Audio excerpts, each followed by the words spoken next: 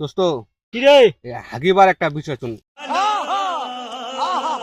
হাগিবার বিষয় মানুষ যে হাগাহাগি করছে না, আগেকার আমার যে বাপ দাদারা ছিল এরা যে কুষার বাড়ি বাঁশ বাড়ি হাগিছিল,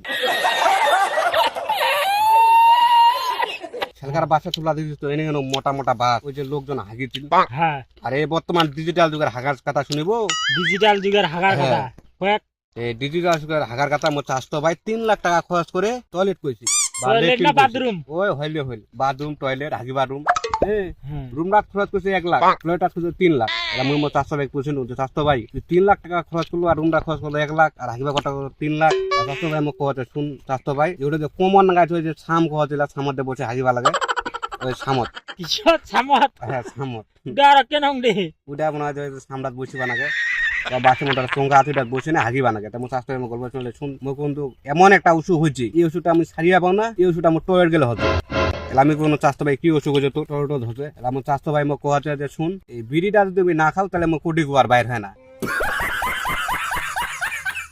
বিড়ি খাইলে কোটি কু বাইর হচ্ছে, নাইলে গু বাইর না, খালি পেটটা পলকড়া আছে।